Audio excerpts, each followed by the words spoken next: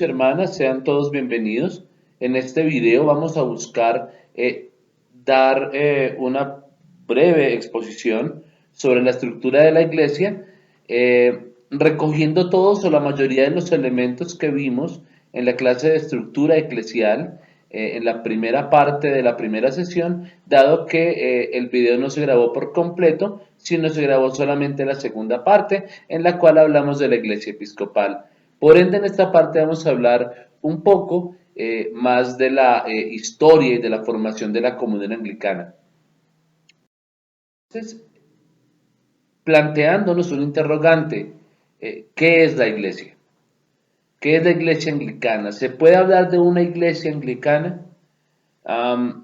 Y pues cuando compartimos en ese momento, habrían diferentes posturas. Algunos que decían que sí se habla de iglesia anglicana, otros que dicen que no se habla de iglesia anglicana, que eso no existe, otros que tienen unas posturas un tanto diversas y confusas. Y esta es una de las preguntas que vamos a buscar responder. ¿Qué es la iglesia anglicana? ¿Se puede hablar de iglesia anglicana? Y una segunda pregunta que vamos a buscar responder a lo largo de este curso, bueno, sobre todo de esta sesión, es ¿qué es ser anglicano? Entonces, esas dos preguntas quiero que ustedes las tengan en el tintero a medida que avanzamos en esta exposición. Bien, luego de la muerte de la reina Isabel, viene una época en la cual los protestantes y los católicos romanos están en una continua pugna.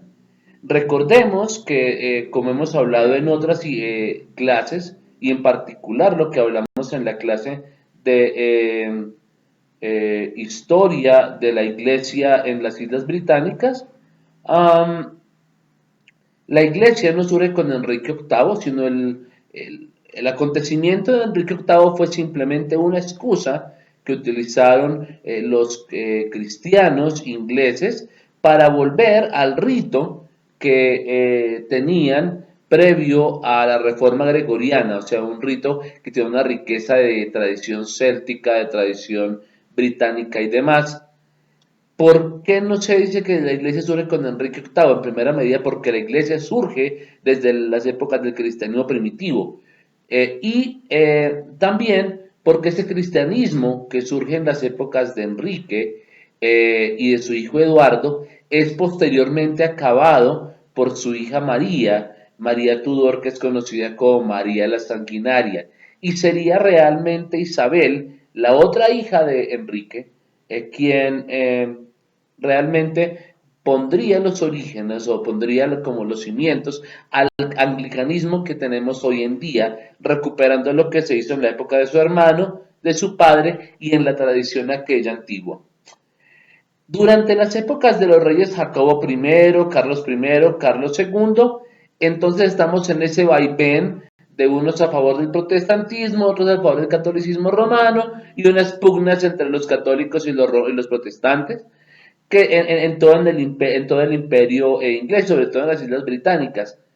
Y esto va a tener una respuesta definitiva de conclusión a través de una situación particular que nosotros conocemos como la creación del Acta de Tolerancia, un documento creado por el rey Guillermo III para buscar frenar las pugnas entre protestantes y romanos y decir que todos son ciudadanos y que deben en las Islas Británicas aprender a convivir en esa diversidad. Y esto ya nos ubica en el año 1684 en promedio del Acta de Tolerancia. Aquí encontramos entonces que el siglo XVIII, es decir, a principios de 1700, se convierte en el siglo del pietismo. Como ya las iglesias no estaban peleando entre sí, entonces se dedican a cumplir con la labor que el Señor les ha encomendado de veras, que es el de la denunciar el Evangelio. Así pues vemos en esta diapositiva a un grupo de personas y a un personaje particular. En primera medida encontramos en el costado de la parte izquierda de sus pantallas a una persona que está predicando el Evangelio y alrededor hay unas personas que lo están escuchando. Estos eran cristianos moravos. Los cristianos moravos que centraban su labor misionera en la predicación. Esta era parte de la influencia por recuperar el pietismo, recuperar la piedad en el ambiente inglés. Y el otro personaje que vemos a la derecha es nuestro amigo John Wesley.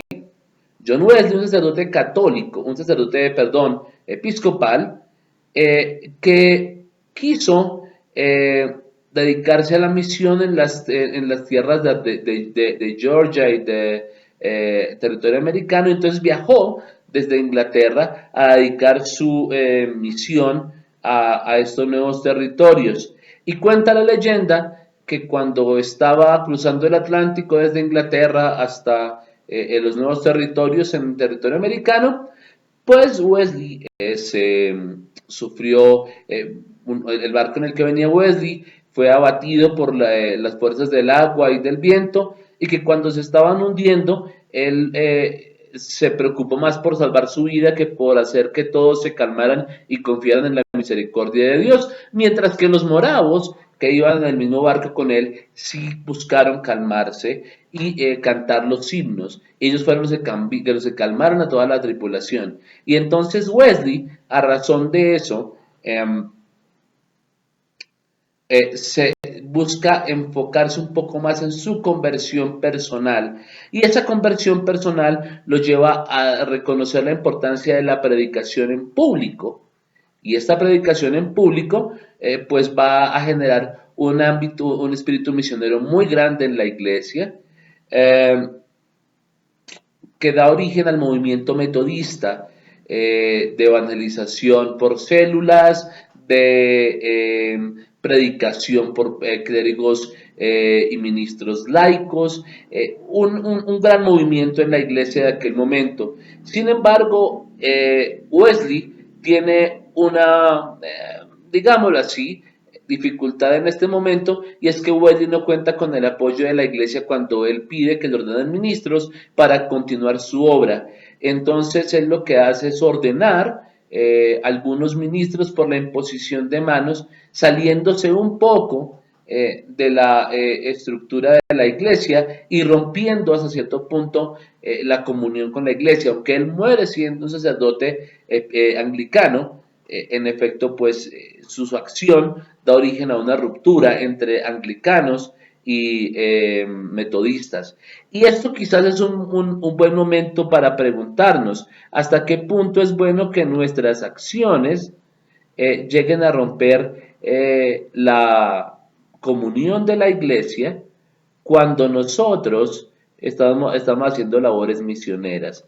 Es decir, eso justifica realmente que rompamos la comunión de la iglesia al salirnos de la disciplina de la iglesia. Esto sería un interrogante que deberíamos quizás hacernos a nosotros mismos para el futuro. Bien,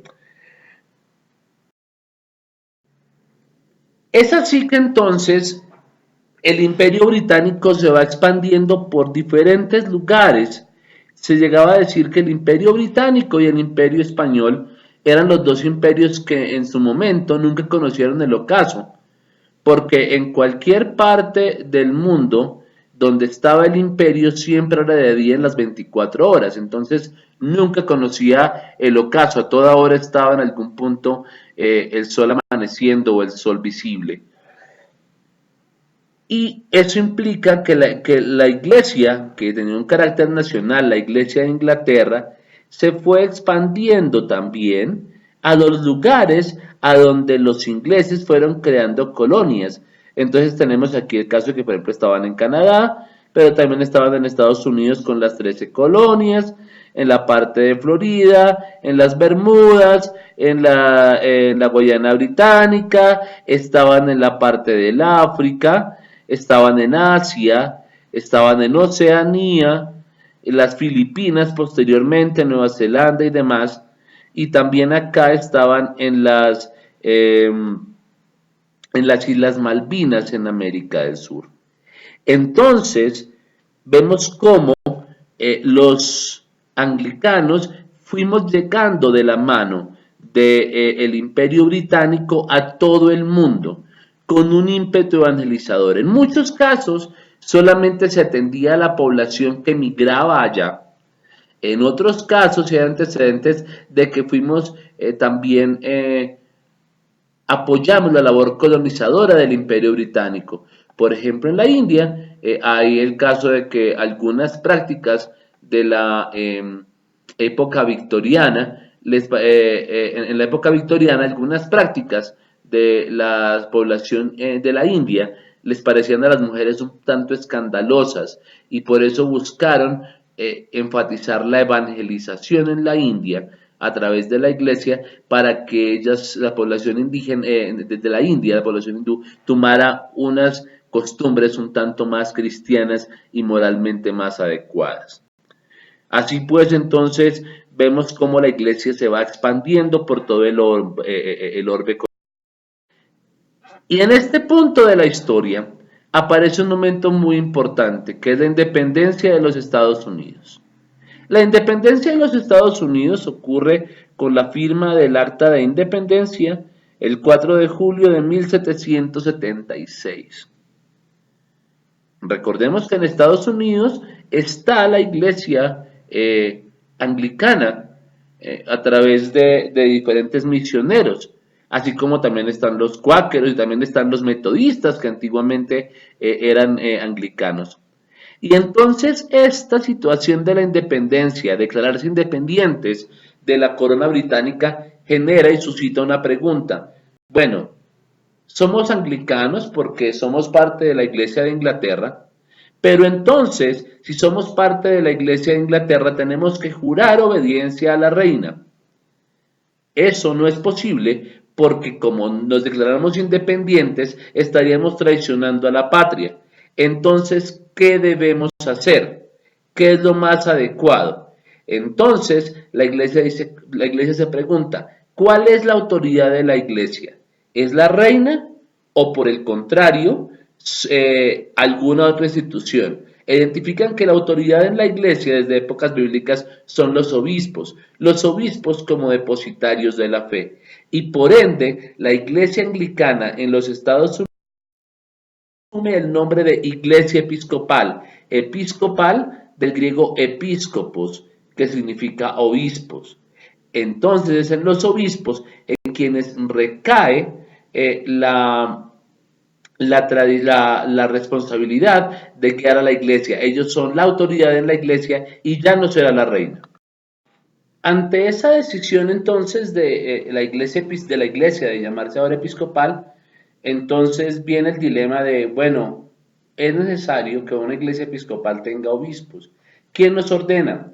Entonces fueron a Inglaterra y en efecto, pues al haber dicho que no estaban ya más bajo la autoridad de la reina, entonces no los ordenaron, entonces ellos recurrieron a Escocia y allí ordenaron a Samuel Savory, el primer obispo americano consagrado para la iglesia episcopal. Y vale la pena señalar que Samuel Savory, que vemos en esta fotografía, no es el primer obispo presidente de la iglesia episcopal, sino en realidad es el segundo obispo presidente de la iglesia episcopal. Y la iglesia episcopal surge en el año 1785. Bien, aquí vemos la bandera de la iglesia episcopal y la bandera de la iglesia episcopal reconoce la herencia que tenemos. De un lado, el blanco y rojo de la cruz de San Jorge, representan a nuestra herencia anglo, nuestra herencia inglesa. El color azul es una remembranza junto con las banderas de la cruz de San Andrés y de la bandera de Escocia. Y las 9 cruces que identificamos en esta parte, estas 9 cruces representan no las 9 provincias que tenemos actualmente en la iglesia, sino recuerdan las 9 diócesis originales que formaron la iglesia episcopal. Estas son Massachusetts, Connecticut, Pensilvania, Virginia, New York, Maryland, New Jersey y Delaware y South Carolina. Son las diócesis originales que están representadas en esas 9 cruces que hacen parte de la bandera y del escudo de la Iglesia Episcopal. Muy bien.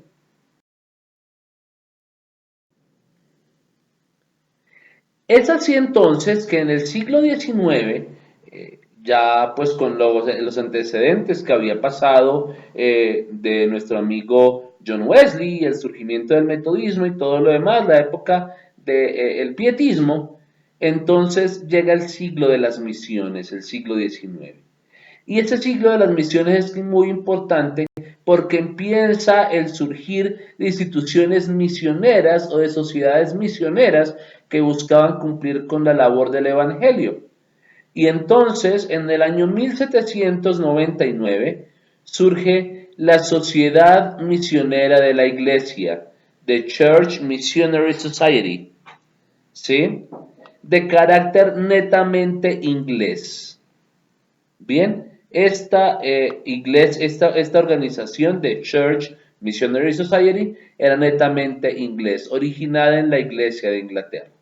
En el año 1804 surge otra sociedad de origen inglés británico que se llama la Sociedad Bíblica de Inglaterra o de Britania y del extranjero, ¿sí? The British and Foreign Bible Society. Y en el año 1844 surge una institución de carácter netamente episcopal como sociedad misionera, y esta es SAMS, la Sociedad Misionera para América Latina. Y esta Sociedad Misionera para América Latina, SAMS, va a ser muy importante porque va a evangelizar muchas de las zonas de Centroamérica y Suramérica que hacemos parte de la Iglesia Episcopal hoy en día. Ejemplo claro es Colombia, que fue muy evangelizada por esa sociedad misionera para Suramérica. En este contexto es entonces que surge una cosa muy importante para nosotros. ¿Cuál es? Como la iglesia se había expandido por todo el mundo, habían obispos en diferentes lugares con diferentes sacerdotes y era digámoslo así, algo caótico, por llamarlo de alguna forma, porque no había ninguna institución que organizara todo a nivel mundial.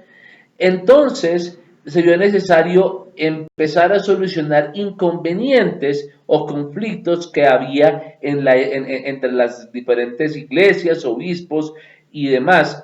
Y es así que en 1867, a razón de sanar un conflicto que existía en la iglesia de Sudáfrica, los obispos canadienses le dicen al arzobispo de Canterbury que realice una reunión de obispos para subsanar de una u otra forma los problemas que había en la iglesia. Y así pues surge la conferencia de Lambeth. La conferencia de Lambeth surge para subsanar esas dificultades que había entre los obispos y las iglesias, en particular el caso de Sudáfrica, y empezar a hacer un trabajo en común. Este acontecimiento de la conferencia de Lambeth de 1867 se va a considerar en adelante el punto fundamental o el originario del origen de la comunión anglicana. Miremos que hasta aquí no se hablaba de comunión anglicana. Es solo hasta este punto que se habla de comunión anglicana. Bien, es decir, existía la iglesia anglicana como la iglesia de Inglaterra, cumpliendo su misión en diferentes lugares, pero no existía la institución de la comunión anglicana. Surge en 1867. Bien, a razón de la conferencia de Lambeth. Aquí viene quizás el elemento importante y de los más importantes que ha brindado el anglicanismo inglés al anglicanismo a nivel universal.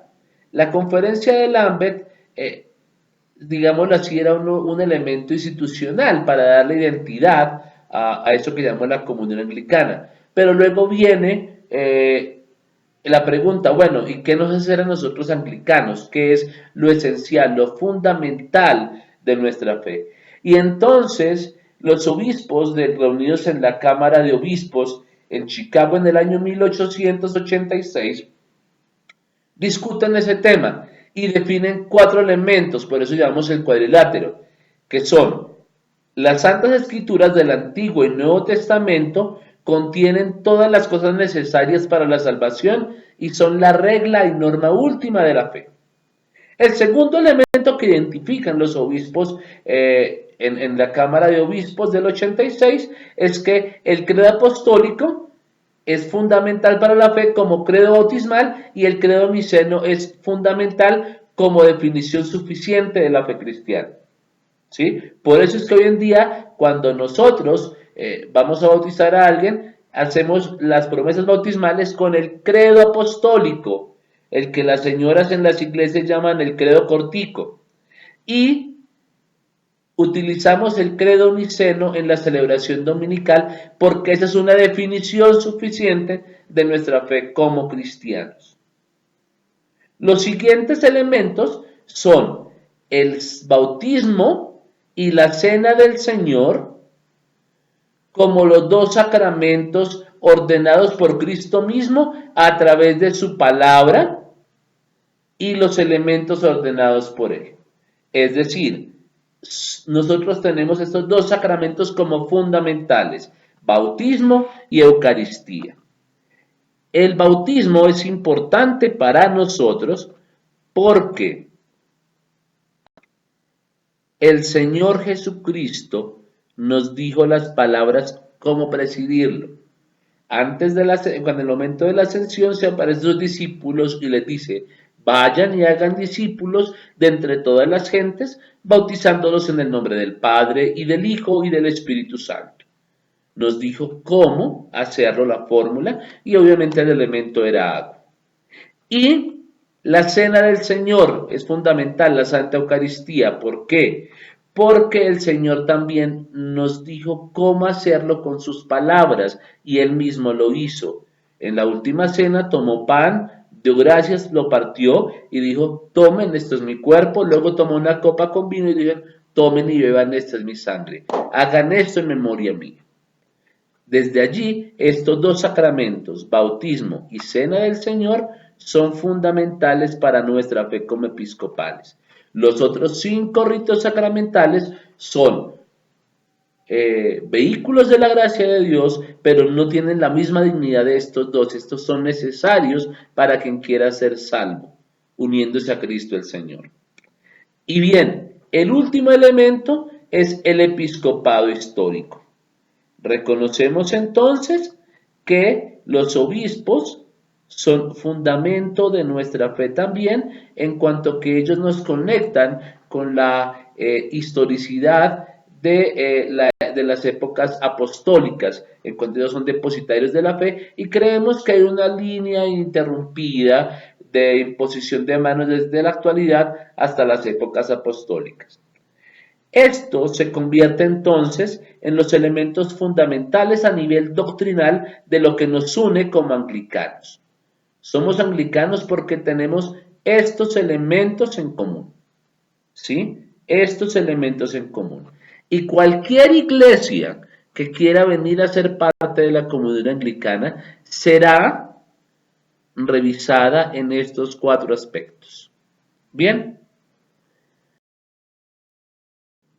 Tenemos entonces que las iglesias que fueron evangelizadas por las iglesias de Inglaterra, por ejemplo, son de un corte más conservador en cuanto a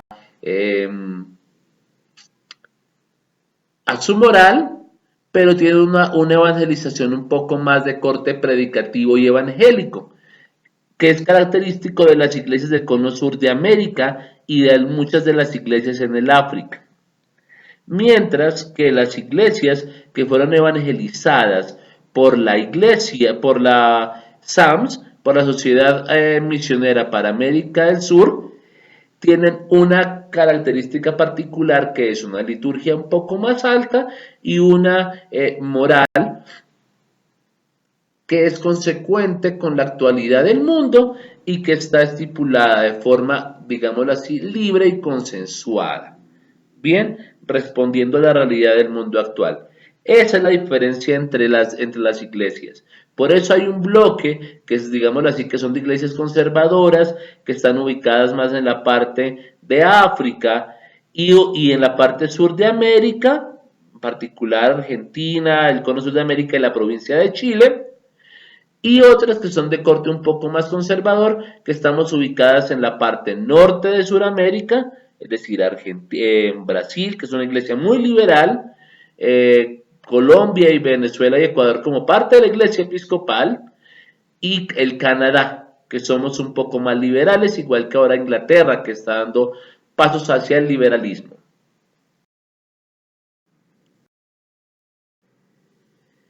Entonces, cualquier persona que quiera ser parte de la comunión anglicana va a preguntar, o cualquier persona que dice, bueno, ¿qué hace que los anglicanos eh, hagan parte de la comunión anglicana?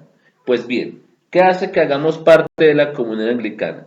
De un lado, hace que seamos parte de la comunión anglicana, que estemos ubicados en una diócesis bajo la autoridad de un obispo, válidamente ordenado y reconocido por el arzobispo de Canterbury, ¿sí?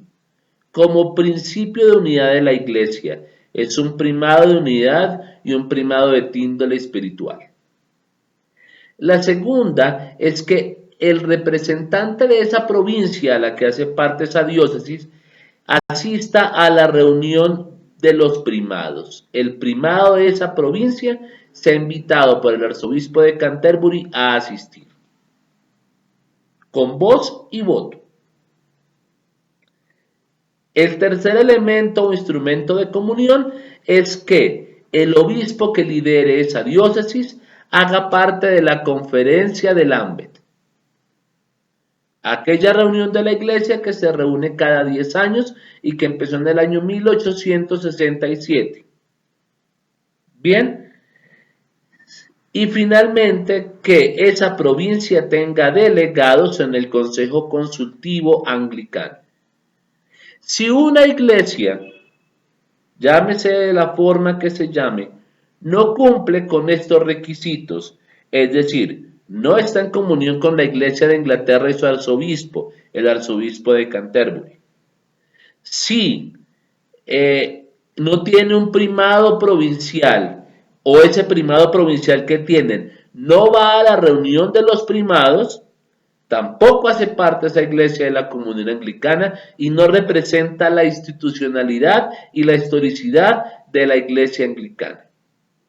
El tercer elemento es la conferencia de Lambeth. Si ese obispo de esa iglesia no es invitado por su gracia el arzobispo de Canterbury a asistir a la conferencia de Lambeth, ese obispo y esa iglesia no hacen parte de la comunión anglicana.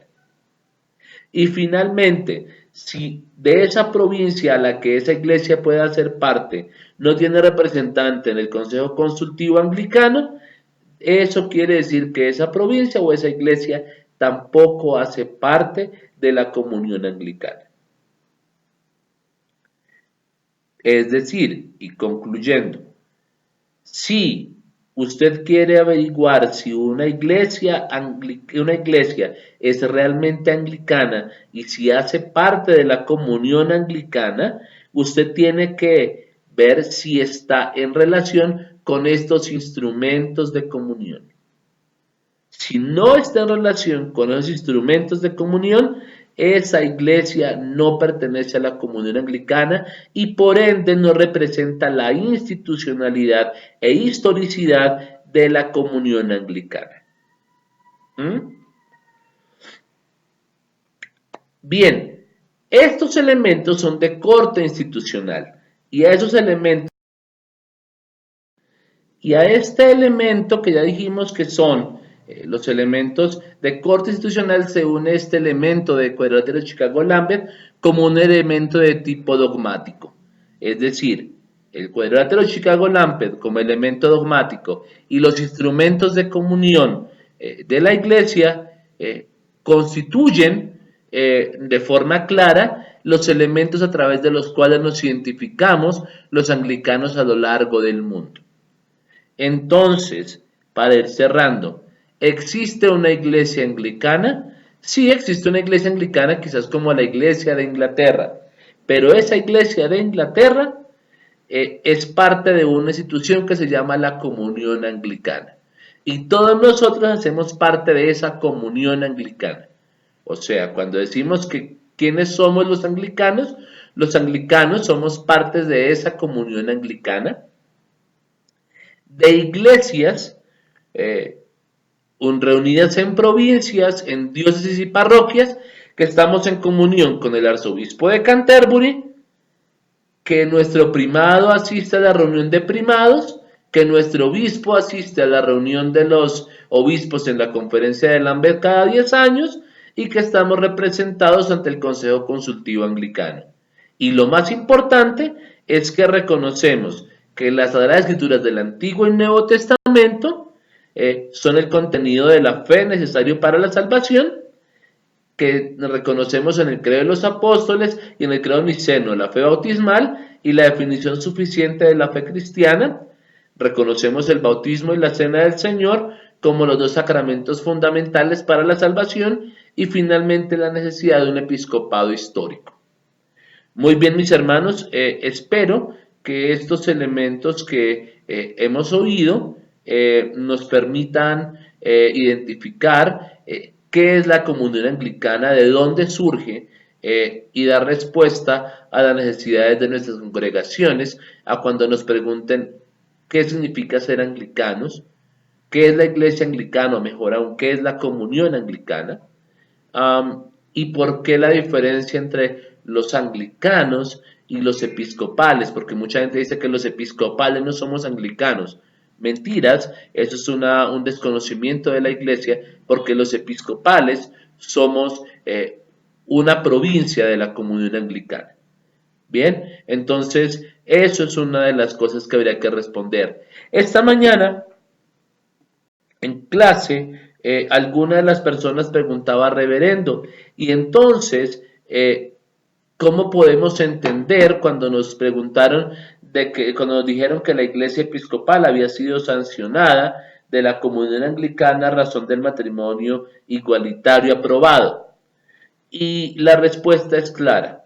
La institución comunión anglicana existe como una institución de comunión, no como una institución de corte legislativo y judicial y punitivo, de forma tal que ninguna de las iglesias puede, o ninguna de las instituciones de comunión puede judicializar o expulsar o juzgar a otras denominaciones. A lo mucho decir, no estamos de acuerdo, ante un evento ecuménico tú no nos vas a representar por un tiempo, pero seguimos siendo hermanos porque tenemos elementos en común, que es los elementos de los instrumentos de comunión que nos unen y también una fe en común que es el cuadrilátero Chicago-Lamped.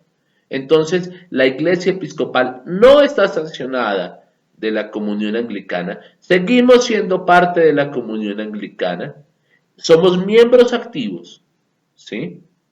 Y no nos pueden expulsar porque no hay forma de hacerlo porque es una comunión y la comunión va en dos vías, en un reconocimiento mutuo.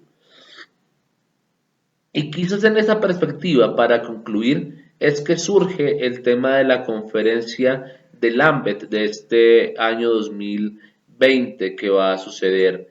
Y es que el arzobispo de Canterbury ha insistido en que hay que hacer un llamado a la unidad en la comunión anglicana, puesto que nosotros somos diversos. En algunas provincias, por ejemplo, de corte más conservador, como lo hemos mencionado, como es el África o el cono sur de América, no se permite la ordenación de mujeres, ni tampoco, mucho menos, la ordenación de población LGBT a las órdenes sagradas, y menos aún el matrimonio igualitario. Pero otras iglesias sí hemos dado el paso a la ordenación de mujeres, al reconocimiento de la capacidad de la población LGBT para ser parte de las órdenes sagradas y también de acceder al matrimonio como rito sacramental de unión, de bendición de aquella unión. Y entonces, ante esa dificultad, no podemos caer en la tentación y en el error de la división.